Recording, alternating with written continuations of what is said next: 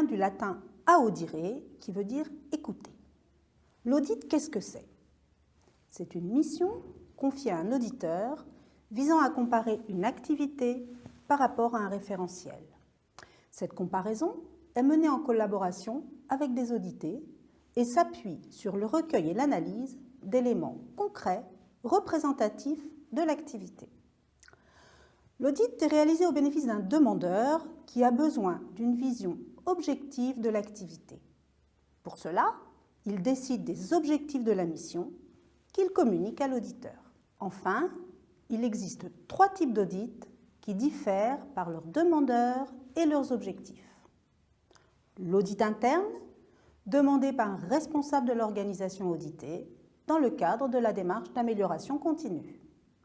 L'audit seconde partie, demandé par un client dans le cadre des relations avec son fournisseur. Et l'audit tierce partie, demandé par un organisme indépendant afin d'octroyer une certification.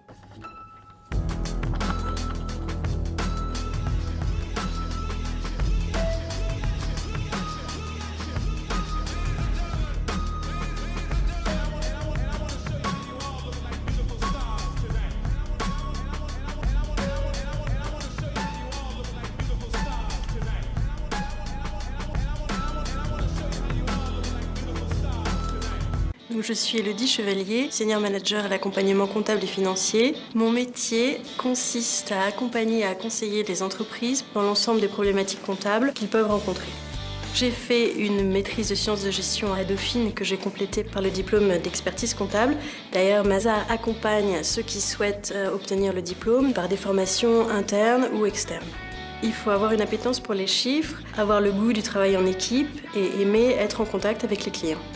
Ce qui me plaît beaucoup dans mon métier, c'est qu'il n'y a pas de journée type. Un jour, on peut arrêter les comptes d'une filiale française de groupes étrangers.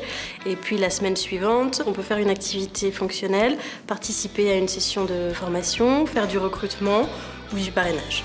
Après une expérience à l'accompagnement comptable et financier, on peut soit devenir associé chez Mazars, soit intégrer la direction financière d'un groupe de sociétés ou le service comptable d'une entreprise moyenne. Et puis on peut également créer son cabinet ou s'associer avec d'autres experts comptables et commissaires aux comptes. À un jeune qui souhaite rejoindre Mazars, je lui dirais que c'est une très bonne idée. On ne s'y ennuie pas, on apprend plein de choses et c'est une très bonne expérience professionnelle.